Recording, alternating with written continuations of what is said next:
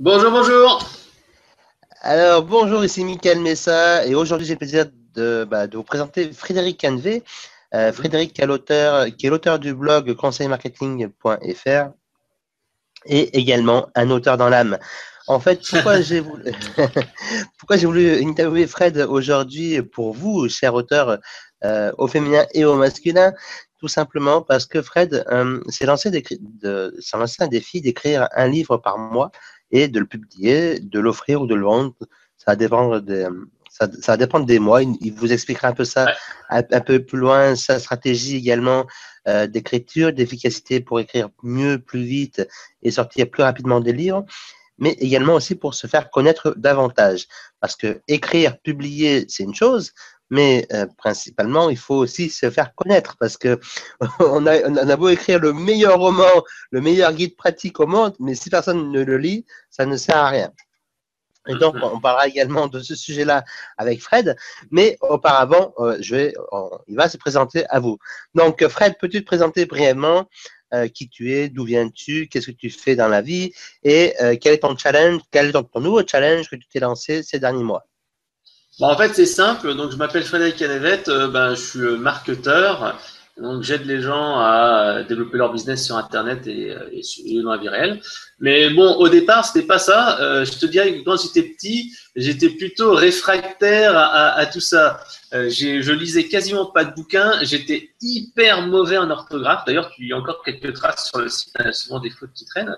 Mais en fait, j'ai connu la lecture et les bouquins. C'était allez, je pense, j'avais 14-15 ans parce que j'ai eu un super prof qui m'a fait découvrir les livres de science-fiction. Et tout d'un coup, bam, ça a été vraiment le changement. Et avant, je lisais jamais un livre. Et là, je suis passé à un livre tous les 3-4 jours à cette époque-là. Donc ça, c'est ce qui est important, c'est se dire, c'est même si maintenant vous n'êtes pas bon en orthographe, vous n'êtes pas bon en fait en écriture, si vous n'aimez pas la lecture, etc., ben, il suffit d'avoir le déclic et la volonté en fait pour le faire. Donc ça, c'est la première chose. Alors, ils m'ont ici actuellement. Alors, donc, c'est ce que tu as dit précédemment. En fait, je me rends Donc, compte que sur Internet. excuse-moi, Fred, j'aimerais bien revenir sur sur deux points que tu viens de dire. Voilà, c'est d'avoir le déclic, hein, et Bah, tout à fait. voilà, moi, donc, ayez le déclic, et je pense que c'est que tout démarre à partir d'un déclic, en fait. Et Ouais, moi, comment as-tu eu ce déclic-là? alors, pour la lecture et l'écriture, c'est en fait, ça a été grâce à un prof. Hein. Alors, à chaque Ouais. fois, comme on le dit bien, c'est une rencontre, c'est une histoire d'un truc qui dit waouh, c'est quelqu'un qui te fait découvrir un truc, et là, tu dis waouh, c'est exactement ça, j'adore, c'est génial. Donc, c'est pour ça qu'il faut rester ouvert, quand on voit quelque chose qui vous inspire, il faut y aller vraiment au maximum. Et c'est ça ce que j'ai fait. Après, pareil, pour le blog, en fait, ce qui se passe, c'est que moi, le blog à l'origine a été créé parce que je voulais monter une startup avec des amis et puis moi, je m'occupais du marketing, eux plutôt de la partie technique. Et en fait, ça avançait pas, toujours pas. Mais en attendant, je commençais à préparer le lancement du site. Et le fait est que je prenais des notes partout. J'avais des notes sur un calepin, j'avais des notes dans un fichier Word. Et puis je me disais, j'arriverai jamais à retrouver tout. Puis en plus, c'était sur le référencement, c'était sur se faire connaître et tout ça. C'est assez technique. Et donc, je n'allais pas me balader avec toutes mes notes. Et donc, ce que j'ai fait, c'est que j'ai créé un blog, conseil marketing à l'époque, sur Blogspot.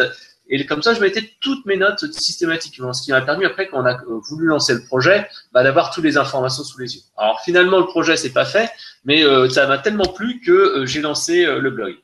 Mais comme tu disais, il faut avoir le déclic et surtout y aller. Moi, en fait, j'ai comme philosophie de me dire, je n'aurai jamais de regrets. Quand il y a beaucoup de gens qui disent non, mais je devrais pas faire ça parce que ceci, parce que cela, et après ils disent non, mais j'aurais dû le faire, ou j'aurais dû monter ma boîte, ou j'aurais dû aller voir cette fille, ou j'aurais dû oser demander à mon boss. Donc en fait, il faut dire, il faut pas avoir de regrets parce que si on commence à avoir des regrets comme ça vous travaille, ça vous travaille, vous travaille. Donc moi, je me dis ok, j'y vais. Alors après, si on revient au blog, euh, pourquoi en fait j'ai cette stratégie d'écrire un bouquin tous les mois? Parce que je me rends compte que écrire du bon contenu et, et vraiment écrire régulièrement, ça ne suffit plus. Il faut vraiment créer ce que j'appelle moi des moments, des événements. Un événement, en fait, c'est soit une infographie, soit une vidéo, soit un bouquin justement qui fasse un truc. Les gens se disent waouh, il faut rechercher maintenant l'effet waouh parce qu'il y a tellement de gens qui écrivent, il y a tellement de contenu que ça devient la folie. Et j'ai lu un bouquin que d'ici à 2020, grosso modo dans allez 4-5 ans, 5 ans, le contenu aura augmenté de 600%. Alors déjà, on est presque à une saturation maintenant de contenu. Alors, je sais pas si tu imagines, il y aura tellement de gens qui vont produire du contenu que si ton contenu n'est pas extraordinaire, exceptionnel, eh ben, tu resteras invisible.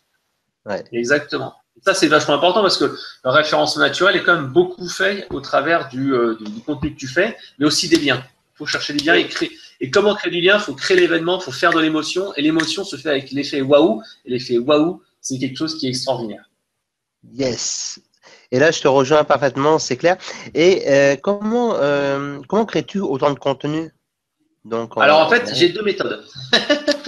Alors, la première, en fait, c'est parce que j'ai un blog qui date de 2006 et je me suis rendu compte que j'ai un contenu qui est vraiment exceptionnel. Par exemple, là, il n'y a pas très longtemps, j'ai sorti un bouquin qui s'appelle Le kit de survie de l'e-commerçant.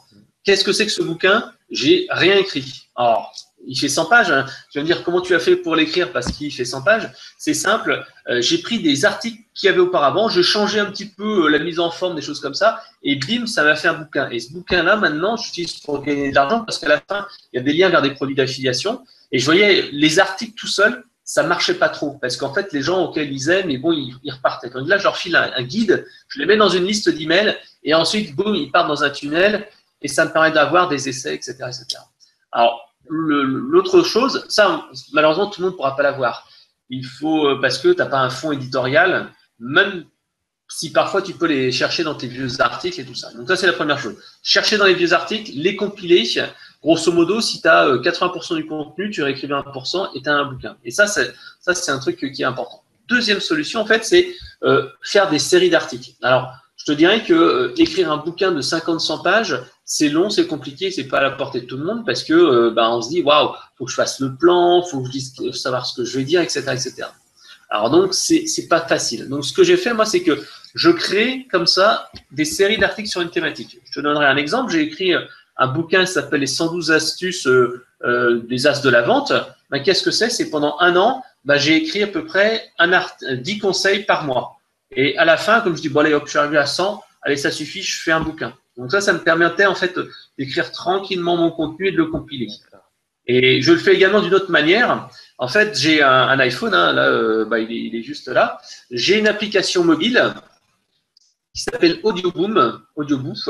Et en fait, Audiobooth, ça permet de parler dans ton téléphone et faire un podcast, entre guillemets. Est-ce que tu peux épeler le nom que tu viens de me dire? Alors, audio comme de l'audio et bout comme B-O-O.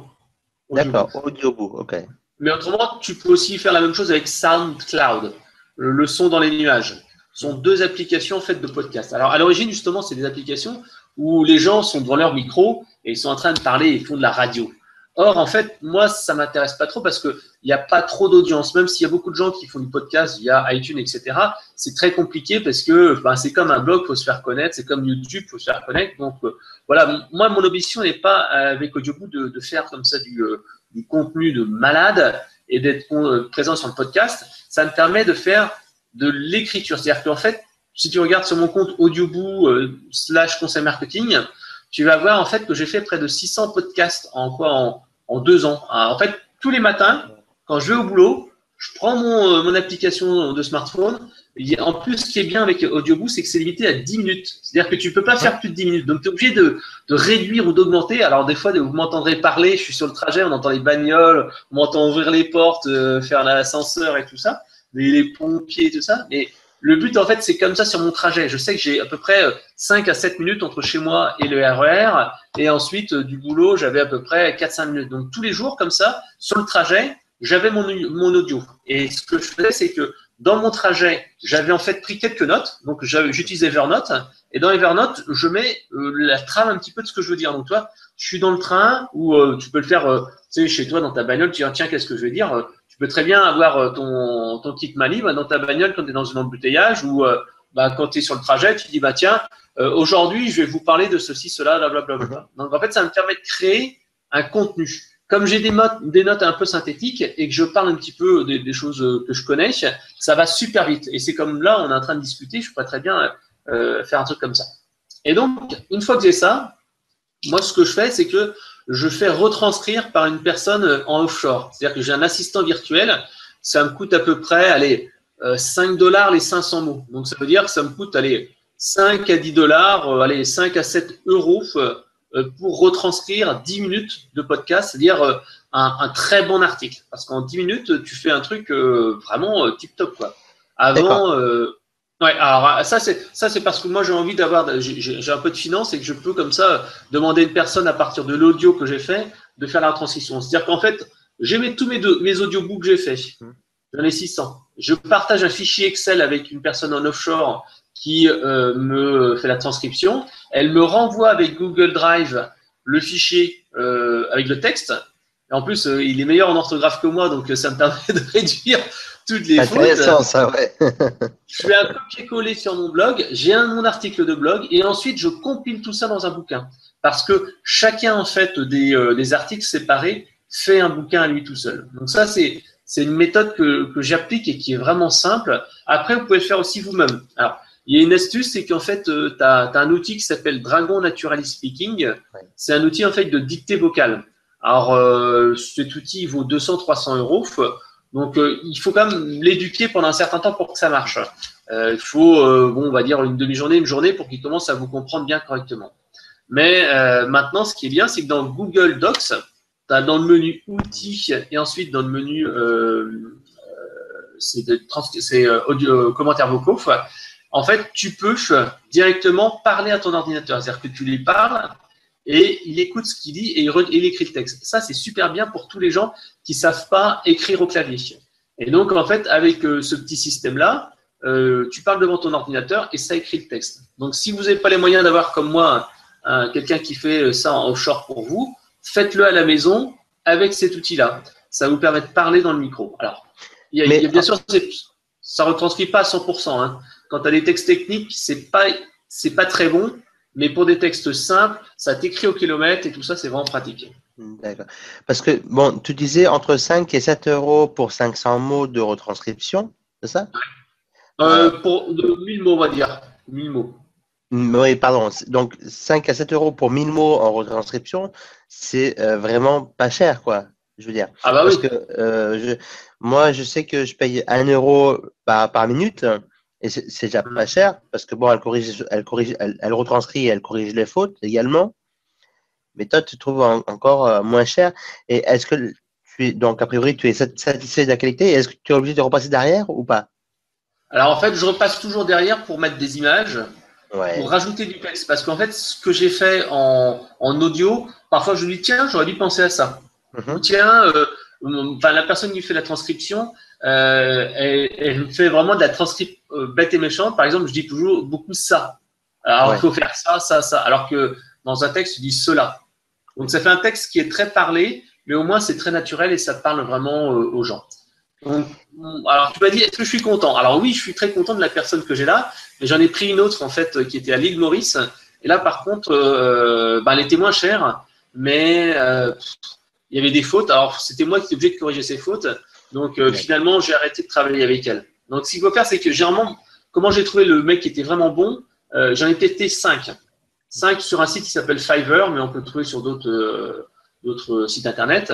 Donc, tu en essayes 5. Il y en a 2 qui vont te voler, qui vont jamais écrire le texte, qui font un truc vraiment pourri. Il y en a un qui sera, il y en a 2 qui seront moyens en orthographe. Il y en a un qui sera vraiment bon.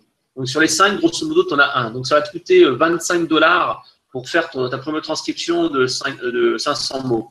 $5, 500 mots. Voilà. Et après, en fait, comment tu peux avoir des tarifs intéressants? Tout simplement, il faut prendre des forfaits. C'est ce que j'ai fait moi. Je lui file un forfait entre 200 et 400 euros par mois. Et je lui dis, voilà, tu as 30 ou 40 heures. Et voilà, tu bosses pour moi. C'est comme ça qu'on baisse les prix. Parce que si vous faites à l'unité, ça va être assez cher. Et si vous le faites comme ça, avec un contrat, c'est vraiment beaucoup plus efficace. Comme je disais, la transcription, la saisie vocale et l'autre chose, si jamais il y a des gens qui sont plutôt bons déjà en informatique, c'est apprendre à taper plus vite au clavier. Il y a un logiciel gratuit sur Internet qui s'appelle Keyboarder, qui est vraiment pas mal pour débuter, parce que les gens ne savent pas bien positionner leurs doigts.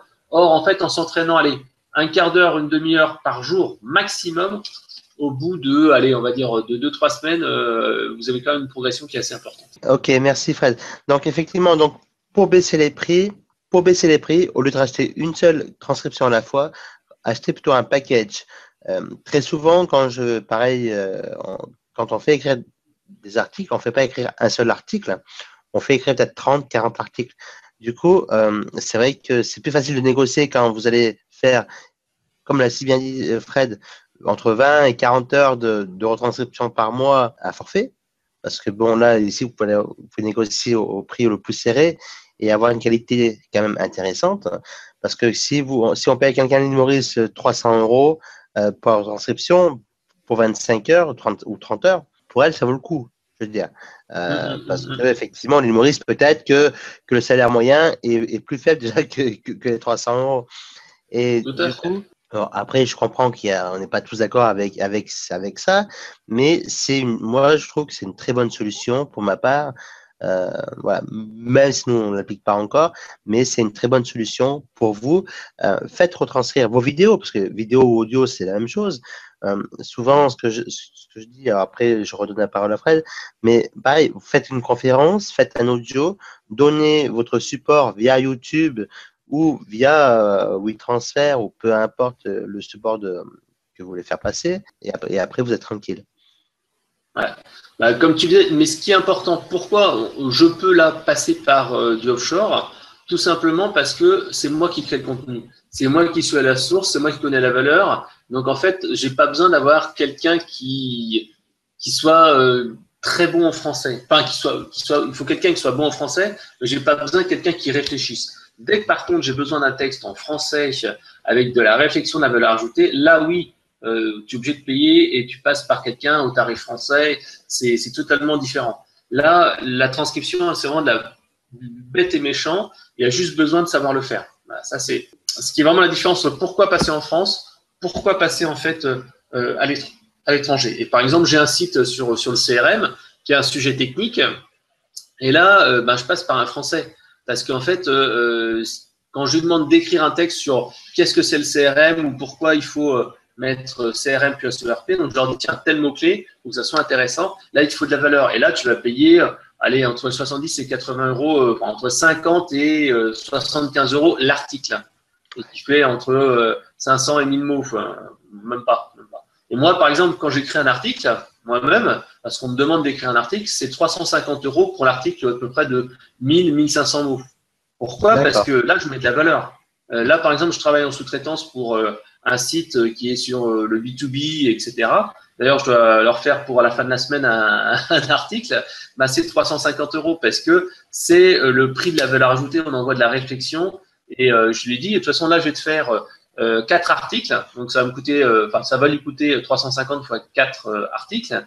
Et je lui ai dit, mais avec ça, tu vois, ce contenu-là, tu vas pouvoir en faire un livre blanc. Et il m'a dit, ah ouais, j'y avais pas pensé.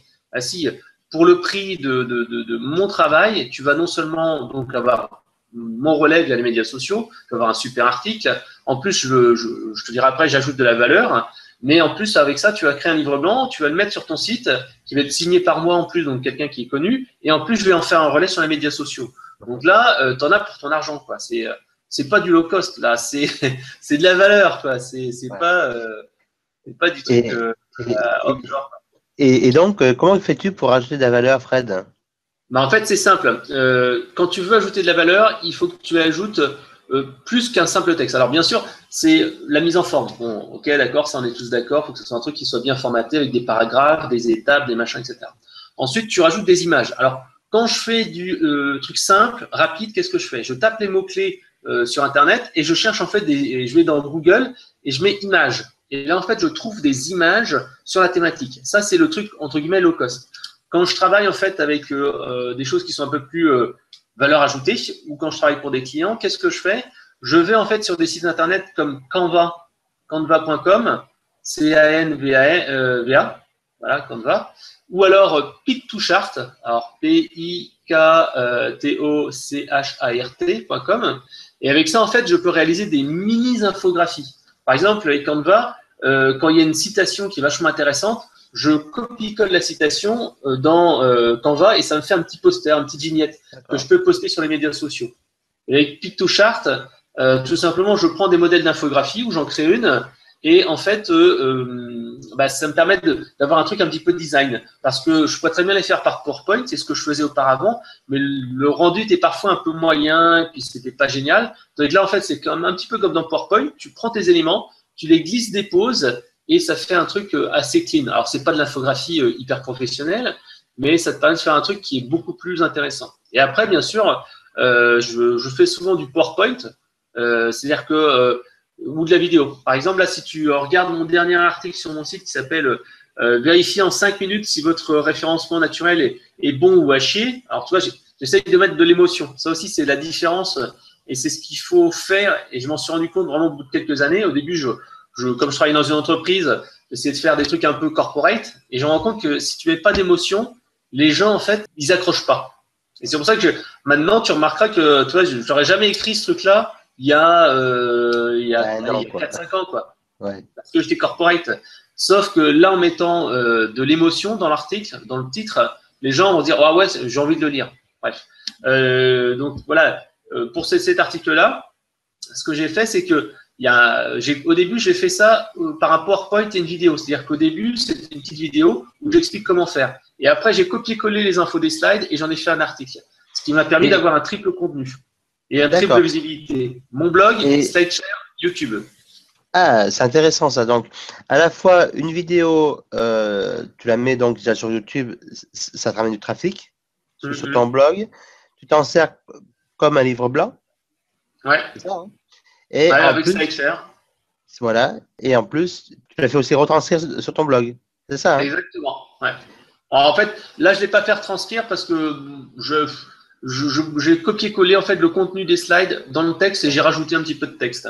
Ouais. C'est aussi ce que j'ai fait, par exemple, pas plus tard que lundi. Lundi, en fait, j'avais animé une conférence avec SEMrush, qui est un outil de référencement. Et donc, j'ai animé 1 heure de conférence.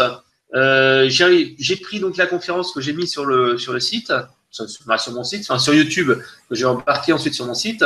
Ensuite, j'ai pris les slides que j'ai mis sur SlideShare et j'ai mis sur mon site. Et ensuite, j'ai mis un texte, mais encore une fois, j'ai pas voulu faire une transcript parce qu'1 heure de transcription, ça faisait quand même beaucoup. Donc en fait, j'ai copié les principaux points et j'ai rempli un petit peu avec du texte. Mais comme j'ai mis la vidéo en autoplay tout en haut, en fait, les gens, ils ont déjà tout le contenu et ils peuvent l'écouter. Et s'ils veulent parcourir vite fait, ils peuvent voir ça.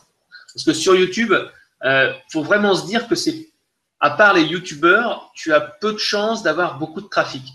Tu regarderas mes vidéos, elles font 25, 50 vues à peu près. Une vidéo normale, quand elle est lancée, elle fait à peu près ça. Parce qu'en fait, YouTube, il y a beaucoup de contenu qui sort et il faut, c'est un vrai travail. Il y a un travail en fait, tout simplement de pouvoir travailler ses mots-clés, faire du volume. C'est un peu comme les débuts du référencement naturel. Plus tu feras du volume, plus tu en verras. Il faut également générer du trafic. Plus les vidéos sont vues, plus elles seront bien mieux placées, etc., etc. Donc en fait, c'est exactement la même chose que du référencement naturel, mais sur YouTube. Et la petite astuce, c'est après aussi de les mettre sur Facebook. Puisqu'en fait, si tu copies-colles le code, le lien de la vidéo YouTube et que tu le mets sur ton blog, sur ton Facebook, c'est pas mal, ça va générer un peu d'intérêt. Mais le truc, c'est que tu vas manquer à peu près la moitié de la puissance. C'est-à-dire que tu peux doubler tes vues si tu prends ta vidéo et tu la mets sur Facebook. Et tu dis, tiens, voilà, c'est une vidéo de moi, parce que quand tu vas la mettre sur Facebook, il va y avoir l'autoplay, c'est-à-dire que quand les gens vont scroller sur ton profil ou sur ta page, ça va se lancer automatiquement. Tu peux modifier, bien sûr, l'intitulé, tout ça, etc. Tu peux identifier des gens dessus. C'est-à-dire que si tu as fait comme là, maintenant, une interview, il faudra que tu mettes la vidéo sur ta page ou sur ton profil, tu m'identifies dedans, chose qu'on ne peut pas faire avec YouTube. Donc, ça va apparaître dans mon journal. Donc, mes amis vont voir que tu as mis une vidéo de moi sur Facebook, chose que c'est pas possible si tu copies-colles le code de YouTube sur Facebook. Ok, là c'est pour faire davantage connaître sa vidéo. Et est-ce que également ça marche également si tu mets peut-être une partie de la retranscription de ta vidéo sur ton compte Facebook qui, par exemple, pour faire la promotion de ton livre. Est-ce que ça marche également ou pas? Non, moi je fais pas comme ça en fait. Ce que je fais, c'est que je mets en fait la vidéo et je dis vous pouvez accéder à la vidéo, à la retranscription complète ou de manière synthétique sur le site. C'est-à-dire que la vidéo n'est jamais publiée avant l'article. Parce qu'en fait, ce qui m'intéresse, c'est que je prends les gens qui sont sur Facebook et je les emmène sur mon blog pour récupérer leurs coordonnées. Ok. Parce qu'autrement, si tu mets des pavés de texte, les gens, ils sont saoulés. En fait, donc, on peut faire exactement la même chose avec un bouquin. C'est-à-dire que tu prends la vidéo, tu la mets sur ton compte Facebook, par exemple, ou sur n'importe quel autre réseau social. Hein. En dessous, tu mets un lien qui redirige. Ben, vous pouvez télécharger ce livre sur mon site ou sur Amazon. Et du coup, ça ramène les gens ou sur Amazon ou sur ton site. Exactement. Bon. En fait, il y a 2-3 petites astuces. La première, en fait, tu changes ta photo de profil et tu mets la photo de ton bouquin. C'est ce que je fais. Si tu veux. Je crois que si tu regardes sur ma page Facebook entreprise, tu verras que ma photo de profil, c'est mon dernier guide gratuit. Tu changes la cover, c'est-à-dire la couverture qui est en haut dessus. Généralement, je fais une cover avec toujours le même logiciel Canva. Et je mets un petit raccourci avec bit.ly pour avoir un lien très court. Par exemple, je crois que mon dernier bouquin, le raccourci, ça va être bit.ly/e-commerçant ou kit e-commerçant ou un truc comme ça. Donc, comme ça, les gens voient. Parce qu'en fait, quand tu fais un statut, une news sur Facebook, peu de monde le voit. Par contre, quand tu changes ta photo, quand tu changes ta cover, là, les gens les voient. Ça, c'est important. En plus, je crois que Facebook, il envoie une notification, non? Ouais, mais pas tout le monde. Le problème, c'est que par exemple, moi, sur ma page, je dois avoir quelques milliers de personnes.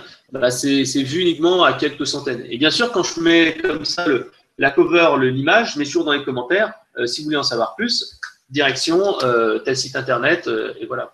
Et donc, on va revenir un peu à ton défi, parce que là, c'est tu allais vachement avancer dans le marketing du livre et de l'article, et puis pour mieux être visible. Et tout à l'heure, tu as dit quelque chose, mettez de l'émotion dans vos articles, dans les titres d'articles ou dans vos articles.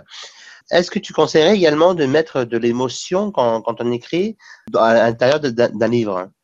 Ah bah oui, mais de toute façon, je le fais systématiquement. C'est-à-dire que quand j'écris un bouquin, tu as toujours une structure qui est à peu près pareille. C'est-à-dire qu'il y a différents chapitres avec une méthode. À chaque fois, il faut une méthode avec étape 1, 2, 3, 4. Parce que les gens, en fait, ils veulent avoir une solution à un problème. Et la solution qui peut être la plus rapide possible tout en restant crédible. Par exemple, tu sais, c'est 6 semaines pour devenir plus efficace, 21 jours pour bloguer comme un pro, etc. Donc, ça, c'est une méthode avec un bénéfice et donc une durée limitée. Et donc, dans les textes, donc, je commence toujours par un petit texte un petit peu théorique. Ensuite, généralement, je raconte une anecdote. Et je mets ça avec une petite exergue et une petite cartouche. Et je raconte un peu une petite histoire qui m'arrive, une histoire qui arrive à mes amis, etc. En fait, raconter une histoire, mettre de l'émotion comme ça rend tout de suite vachement plus intéressant. Et souvent, je rajoute aussi des petites astuces. J'alterne entre astuces de pro et anecdotes. Et il y a vraiment marqué anecdote, quoi. C'est comme ça, en fait, les gens se souviennent. Parce que la mémorisation, si tu fais juste lire un truc, ça ne marche pas si tu n'as pas, en fait, l'émotion qui rentre dedans, en fait. Oui, et juste une dernière chose, c'est qu'à la fin, j'ai la to-do list aussi. Ça, c'est important. Parce qu'en fait, le problème, c'est que les gens, et comme je te dis, ils attendent qu'on les prenne par la main et qu'on leur dise, moi, tu fais ça. Et donc, à la fin, c'est voilà votre plan d'action pour cette semaine, ce mois-ci, etc., etc. En résumé, c'est d'avoir un titre accrocheur, par exemple, perdez 5 kilos en 30 jours. Tu mets à première page un petit préambule avec une petite note sympa, un peu d'humour, un peu d'émotion pour attirer l'attention et pour que les gens s'en souviennent, se rappellent de ça. Et tu cloisonnes ça avec des anecdotes un peu par-ci, un peu par-là. Et puis à la fin, une to-do list, une checklist, en fait, qui reprend point par point ce qu'ils doivent faire pour perdre les 5 kilos en 30 jours. Ouais. En fait, généralement, il faut une méthode. Par exemple, si c'est 30 jours pour perdre 5 kilos, tu vas dire, voilà la semaine 1. Vous allez, alors, tu expliques le grand principe. À chaque fois, c'est une pyramide. Au début, tu as les fondamentaux en bas. Et donc, tu dis toujours, les fondamentaux, d'abord, c'est faire ça, ça, ça, ça. Et donc, voilà ce qu'il faut faire, blablabla. L'anecdote, la to-do list. Ensuite, tu dis deuxième semaine. Alors maintenant, on est arrivé à la deuxième semaine, on a fait les fondamentaux. Maintenant, on passe à la vitesse supérieure. On va faire ça. Et donc, voilà pourquoi il faut faire ça, ça, ça. Voilà une anecdote. Et voilà la to-do list. Et après, troisième semaine, blablabla. Ok. Et en fait, et ceci jusqu'au 31 jours. D'accord, parfait. Possible. Après, il faut toujours en donner un petit peu plus. Ça, en fait, c'est le petit secret, justement. Encore une fois, il faut avoir l'effet waouh. C'est-à-dire que si tu fais juste donner un bouquin à une personne et qu'elle est juste pour son argent, tu ne feras jamais un fan. C'est-à-dire que ça sera quelqu'un qui sera juste content parce que bah, il en a eu pour son argent. Si tu veux que ça soit un fan qui recommande tes produits, qui soit vraiment content et qui dise waouh, c'est génial, etc., il faut que tu en fasses un petit peu plus. C'est-à-dire que, imaginons que moi, par exemple, je vends un bouquin, pour 7 euros, tu as une 100 pages, etc. Et ben en plus, tu as des petits bonus, tu as des vidéos en plus. Et là, les gens se disent waouh, ah ouais, je pensais pas qu'il y en avait autant. Pareil quand. Et est-ce que de ces bonus, tu en parles auparavant sur ta page de vente ou c'est vraiment le bonus waouh Alors, il y a deux types de que les gens bonus. ne s'en aperçoivent pas, quoi. Ils ne le voient pas Alors, avant il y a deux bonus. d'acheter ton Il y a le produit. bonus qui est fait pour acheter. Par exemple, j'ai un bouquin sur le coaching. Au début, tu as la méthode, et puis en fait, j'ai extrait un chapitre complet que j'ai créé comme un bouquin accessoire. Et donc, en fait, ça me permet d'ajouter plus de valeur parce que tu as le bouquin et puis tu as le truc, waouh, un petit truc en plus. Rien que ce truc-là, ouais, ça m'intéresse. Et dans le contenu, après, généralement, je rajoute des vidéos. Parce qu'en fait, des vidéos, c'est relativement simple à faire et ça permet en fait d'avoir un petit truc en plus. Parce que les gens, en fait, la valeur d'un livre, c'est entre 5 et 30 euros. Les gens ne sont pas prêts à payer plus pour un bouquin. Donc, en fait, comment tu fais pour ajouter plus de valeur? Tu ajoutes de la vidéo. C'est aussi simple que ça. Par exemple, on vend, parce qu'un bouquin, généralement, ça se vend autour des 20 euros, quoi, entre 15 et 25 euros. Hein, c'est à peu près les prix des livres papier, quoi, hein, grosso modo. Ça dépend lesquels, bien évidemment. Donc, et pour rajouter la valeur, tu rajoutes une vidéo, mais on peut aussi rajouter un audio. Ah oui, en audio, une vidéo. Voilà, c'est la même chose. Ça Hein, peut être par exemple, moi, dans mon ou dernier les deux produit, même, là, et les deux même. ouais, la Star Marketing Academy, qu'est-ce que j'ai? Je dis, bah, tu as le bouquin, tu as des vidéos. En plus, tu as un accès à un groupe Facebook privé où tu peux poser des questions. Tu peux rajouter, tiens, il y a une demi-heure de coaching qui est incluse, qui peut être groupée ou individuelle. Enfin bref, tu rajoutes de la valeur comme ça. Plus on rajoute de la valeur et un petit bonus surprise à l'intérieur qui n'était pas prévu initialement. Exactement. Et davantage, en fait, on transforme ces lecteurs en des fans inconditionnels. Et c'est comme ça que, par exemple, Harry Potter, bon, c'est un peu autre chose, mais on réussit à partir d'un bouquin, en créant une série de bouquins, de transformer de simples lecteurs à la base en des fans inconditionnels. Alors, il en fait un peu différemment, parce que, effectivement, mais c'est en apportant beaucoup de valeur, en fait. Par exemple, imaginons, moi, quand j'avais acheté mon premier iPhone, j'étais bluffé, quoi. J'avais une petite boîte comme ça, j'ai ouvert le truc, je me dis merde, il n'y a pas de mode d'emploi. Et c'est là, il n'y avait pas de mode d'emploi. Et je me dis mais c'est pas possible. Généralement, dans tous les téléphones que j'avais achetés auparavant, tu avais la grosse notice énorme, tu devais la lire et tout ça. Et là, je prends le téléphone, paf, j'arrive immédiatement à l'utiliser, je dis waouh, c'est génial. C'est facile. Et après, c'est cet effet-là qu'il faut faire, c'est dire waouh, c'est vraiment pensé pour moi. C'est l'espèce. En fait, tu t'attends à quelque chose et tu es encore plus haut. C'est ça, en fait, l'effet waouh. C'est aller au-delà de ce que la personne s'attend. Parce que si tu lui dis, tiens, si j'avais acheté un iPhone et tout m'avait dit, vous verrez, vous pourrez l'utiliser sans problème, il n'y a pas besoin de connaissances, etc. Ce qui n'est pas la pub d'Apple, j'aurais dit, ah oui, c'est vrai que c'est comme ça. Ouais, c'est vrai que c'est bien. Et là, ils m'ont surpris. En fait, c'est l'émotion forte qui était dedans. D'accord. Okay. Ouais, donc, toujours surprendre son lecteur. Et donc, maintenant que tu as parlé, est-ce que tu peux rentrer un peu plus dans le détail dans ton défi d'écrire un livre par mois? Et pourquoi tu t'es lancé ce défi-là? En fait, comme je disais en intro, actuellement, on est dans un monde, en fait, ce que moi j'appelle l'infobésité. C'est-à-dire qu'en fait, tu as tellement de contenu, et en plus, tu as souvent du mauvais contenu, du contenu qui est fait un petit peu à la va-vite, du contenu qui est fait pour le référencement. Il y a tellement de gens qui créent des contenus sur les blogs, etc., que ça devient compliqué en fait d'en sortir. Et donc moi, comme ça, je remets en valeur du vieux contenu, qui est génial. Quand les gens se disent, waouh, t'as écrit un bouquin entier, mais attends, mon coco, j'ai sorti ce truc-là, ça date d'il y a 2 ans. J'ai juste réactualisé le truc, quoi. Et les gens se disent, waouh, c'est génial, comment tu mets autant de temps pour le faire? En fait, ça crée l'événement. Et quand je crée comme ça un événement comme ça, je fais une promotion d'enfer. C'est-à-dire que je vais pas juste me contenter de mettre le bouquin sur mon blog, je vais le mettre, comme je te dis, sur la cover sur Facebook, mon profil sur Facebook, je l'envoie un par un à mes contacts les plus importants, je fais un emailing, je fais plusieurs tweets qui sont programmés, etc. Donc en fait, je fais vraiment un gros événement. En fait, pour moi, le bouquin, c'est là pour dire waouh, il y a vraiment un truc, il y a quelque chose qui bouge. Parce que malheureusement, écrire que du contenu, si tu fais pas quelque chose d'exceptionnel, tu as du mal à sortir du lot. Voilà. Et ensuite, en ayant comme ça une référence, tu deviens la référence. C'est-à-dire que si toi, par exemple, je ne sais pas dans quel domaine tes clients sont, mais par exemple, je ne sais pas dans l'organisation, je sais pas, la méthode Kanban, si tout d'un coup tu offres un bouquin qui explique les bases de la méthode Kanban, tu deviens la référence dans la méthode Kanban parce que tout le monde peut avoir un contenu gratuit. Après, les gens viennent te voir et te disent, bah, attends, est-ce que vous pouvez m'aider? Là, par exemple, je l'ai fait pour la vente. Sur la vente, en fait, c'est un sujet qui attire pas mal de gens et il n'y a pas beaucoup de blogs, en fait, ou de contenu sur la vente. Et j'ai écrit mon bouquin, là, les 112 conseils. Et maintenant, en fait, les gens viennent me conseiller. Alors, tu me diras, Fred, t'es pas commercial ou t'es pas coach. Il y en a d'autres qui sont bons là-dessus. Je te dirais, oui, j'en connais quelques-uns et t'en connais aussi. Mais ce que je fais, c'est qu'après, les gens qui veulent avoir l'accès à un directeur commercial, j'ai un deal avec une société qui fait de la direction commerciale externalisée et je leur envoie mes leads. Et donc, ils ont écrit un livre blanc aussi. Et les gens qui sont intéressés par ce sujet, je leur dis, bah, tiens, regarde, j'ai un livre blanc là-dessus. Ils remplissent un formulaire et leurs coordonnées sont envoyées en double à moi et à cette personne. Et donc, après, ils essayent de transformer les prospects détectés en clients. Et moi, je touche 10% là-dessus. Ok. Et donc, en résumé, combien de temps ça te prend aujourd'hui de compiler, hein, parce que on va partir du principe que tes articles sont écrits, parce qu'en fait, ce sont des articles issus la plupart du temps de ton blog.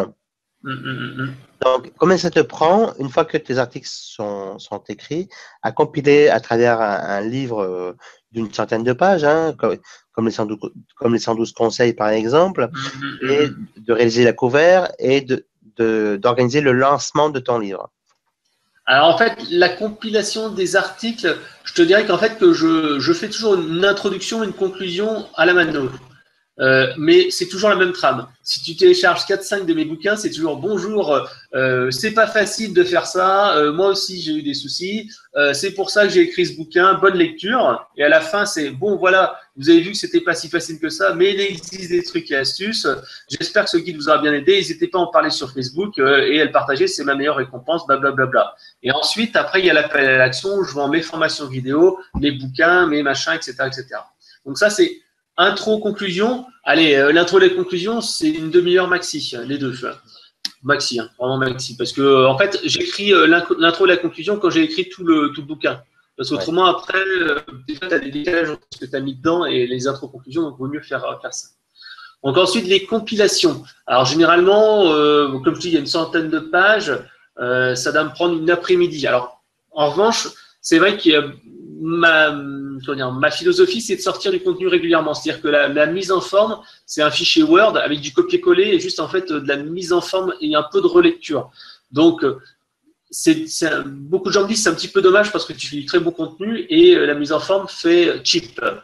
Donc là, je sais que j'ai un travail à faire, mais pour l'instant, au niveau retour sur investissement, je préfère faire ça parce que ça me donne en fait un contenu, ça me fait régulièrement du contenu d'actualité au lieu de sortir un livre blanc tous les 3 mois. Donc alors, on va dire que tu as 20-30 articles. Donc en fait, en copier-coller, tu dois en avoir pour 1 heure, à peu près 1 heure ou 2. Ensuite, il faut quand même mettre de la mise en page, assez long. Je pense qu'il faut compter 2-3 heures. Et à cela, tu rajoutes comme une relecture. Parce qu'en fait, le problème, c'est que souvent, il y a des choses qui sont… il y a des doublons, il y a des choses un petit peu à remettre dans le bon ordre. Donc là, la relecture, tu peux compter 2-3 heures, ça dépend de la taille. Excuse-moi. C'est que quand Fred vous dit 20-30 articles, en fait, il écrit des longs articles. Du coup, en fait, c'est pas 20 à 30 articles de 500 mots. Chacun de tes articles font combien? 1500, 2000 On va dire 1000. On va dire 1000. Parce que c'est vrai que des fois, voilà, quoi, ouais. Donc, ça fait au moins… Mais rien n'empêche, en fait, un livre blanc, tu peux l'offrir à partir du moment qu'il fait 15-20 pages. C'est le minimum. Pour moi, un livre blanc fait plutôt entre 30 et 50 pages minimum. Mais 15-20, si c'est très synthétique, tu peux le réduire. Mais ceux qui n'arrivent pas à écrire en fait un truc comme ça, moi, ce que je leur conseille de faire, c'est faire une checklist. Tu fais une checklist en X points vérifiés et tu te fais pas chier, c'est très rapide. Donc là, c'est la partie remise en forme et copier-coller. généralement, j'essaie quand même parfois de réécrire quand même quelques petits trucs. Parce que il y a besoin un petit peu de réécrire des parties ou des choses comme ça. Donc, tu peux compter 2-3 heures en plus, 2 heures, on va dire 1-2 heures. 1-2 heures. Voilà. Et avec ça, tu as quand même un contenu qui est sur Word. En fait, j'ai un template et je fais que du copier-coller. J'ai des modèles de titres, j'ai des modèles de titre 1, titre 2, titre 3. Je mets tout à la même police et allez, hop, c'est assez vite fait. À cela, en fait, tu rajoutes la cover, la couverture, et ça, j'utilise alors, je te retrouve le truc, c'est 3D Pack, je crois, donc je vais te dire ça. J'utilise en fait un service gratuit qui me permet de faire un petit, ça s'appelle 3D Pack, 3D-pack.com. D'accord. C'est un service qui permet de faire de la cover. Alors, c'est gratuit. Je crois que tu payes quelques euros si tu veux avoir une version HD, tout ça, et supprimer il y a un petit marquis en fait tout en dessous. Un marquis, c'est un watermark, c'est-à-dire qu'il y a une petite pub. Mais moi, je la supprime avec mon éditeur de traitement de texte, enfin de retouche d'image. En fait, pour moi, la cover, on va dire, c'est. Alors, le plus long, c'est de trouver l'image. J'utilise Photolia et Dreamstime pour cela. Et donc, l'image, je dois penser un bon quart d'heure à la trouver. Parce qu'il faut trouver une image qui soit belle en petit, qui fasse pas trop cheap, qui soit bien en phase. Après, le titre, généralement, c'est là que j'arrive parce que j'ai un titre provisoire quand je crée le bouquin, et généralement, je le change quand j'ai la cover, parce qu'il faut que ce soit tout petit, que ce soit lisible. Donc, le titre, je pense que je mets un quart d'heure, une demi-heure aussi à le trouver. Voilà. Une fois que c'est fait, le bouquin, donc il a son visuel. En fait, je prends l'image que je copie-colle dans Word, je mets le texte par-dessus, je capture l'écran, je le mets dans 3D Pack, et ensuite il me fait une couverture 3D. Donc une fois que c'est fait. Et là, une fois que c'est fait, je l'envoie sur soit Amazon S3, soit Dropbox, soit Google Drive. Et en fait, les gens comme ça peuvent le télécharger, c'est fini. Je le mets dans mon autorépondeur, là j'utilise Aweber en l'occurrence. Et ça y est, c'est fini, le bouquin est prêt, et voilà. Donc, en quelques jours, ton bouquin est prêt à être distribué. Et je pense que c'est 1 jour, 2 jours. Ouais, c'est ça, en 2 jours, oui, parce que c'est vrai qu'en 2 jours, effectivement, compilé en deux petites journées. Et dis-moi, il y a quelque chose qui m'interpelle. Comment t'y prends-tu pour trouver le titre accrocheur? Et ça, c'est important parce que, je veux dire, ce qui est important dans un livre, on est d'accord, tu vas me dire si tu es d'accord avec moi, c'est quand même le titre et la couverture. Exactement. Parce que, bon, après, on peut aussi rajouter la 4e page de couverture, on peut rajouter plein de choses. Mais sur le web, tu l'as pas, en fait. Voilà.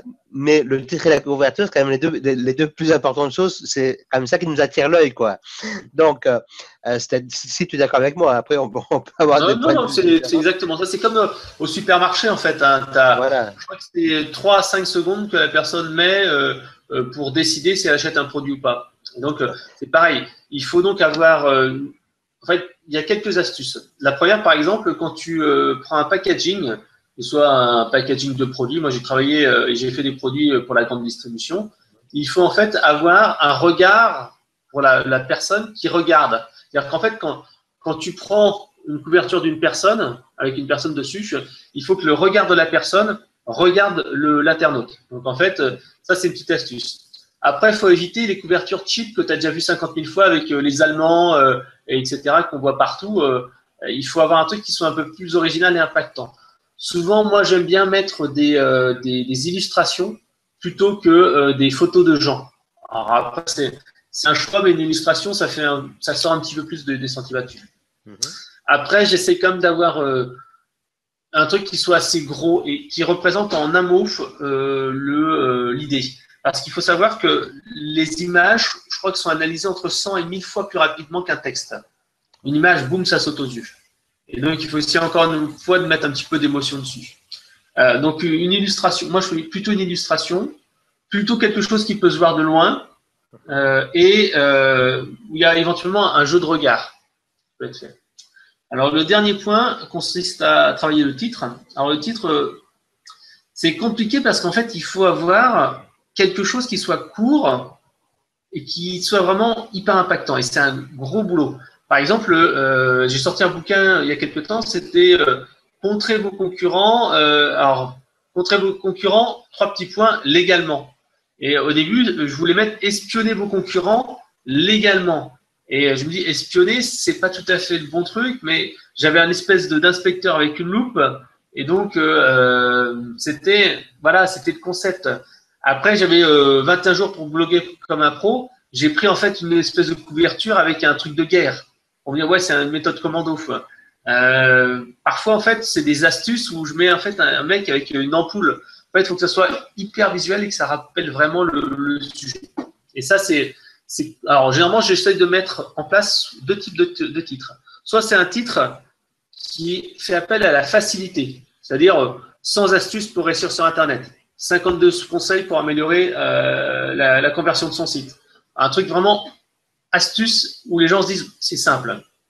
Deuxième chose, la deuxième méthode, c'est justement la méthode. C'est-à-dire que c'est X jours, heures, minutes pour le bénéfice.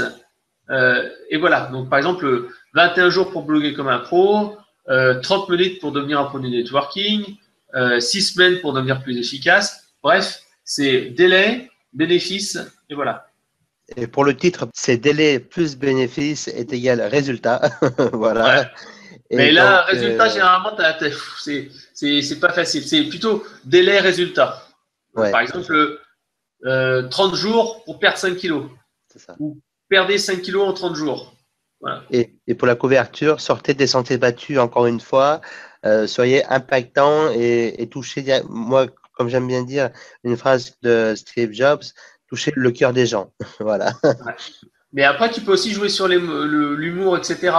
Tu peux, par exemple, le slogan de Mitterrand, c'était la révolution tranquille. C'est aussi perdre des kilos et se faire plaisir. Perdre 5 kilos en se faisant plaisir. Ou maigrir en mangeant du chocolat. Ou tu fais un truc un petit peu. Ça fait des contrastes. Ça fait un contraste. En fait. Et là, tu dis waouh, qu'est-ce que c'est que ce truc-là, quoi. Merci Fred. Et aurais-tu un dernier mot à rajouter? Lancez-vous, c'est pas si compliqué que ça. En fait, beaucoup de gens, il y a deux problèmes que généralement les gens qui veulent écrire un livre blanc, un bouquin, etc. Le premier, c'est qu'ils veulent faire un truc qui est trop ambitieux. Alors, ils font un truc, ils disent ouais, je vais faire l'encyclopédie dans tel sujet. Et résultat, ils n'arriveront jamais à finir le bouquin parce que c'est toujours pas parfait, il manque des choses. Donc en fait, il vaut mieux se dire, moi ça m'est arrivé souvent de réduire en fait réduire la taille et l'ambition d'un bouquin parce que je voulais absolument le finir. C'est-à-dire que je me disais, ouais, j'en sors pas de ce bouquin, oh là là, qu'est-ce que c'est que ça? Et ben qu'est-ce que je fais? Et ben je fais des tomes 1 et des tomes 2. Et donc comme ça me permet de réduire. Ou alors je réduis le scope. Au lieu de dire, tiens, c'est le meilleur bouquin sur ceci, je vais plutôt me concentrer sur un sujet. Ça, c'est vraiment important. Et pour cela, en fait, ce qu'il faut faire, c'est faire un plan détaillé. Qu'est-ce que je veux dire? Et là, en fait, vous faites ça, ça, ça, ça, ça. Ça m'est arrivé aussi de faire du mind mapping. Ça, c'est quand j'ai des sujets où, en fait, je sais pas par où les prendre. Ça m'est arrivé quand j'avais des bouquins, des formations et tout ça, de me dire, mais qu'est-ce que je vais mettre là-dedans parce que c'est vaste, c'est long, et puis qu'est-ce qui est vraiment important ou pas. Voilà.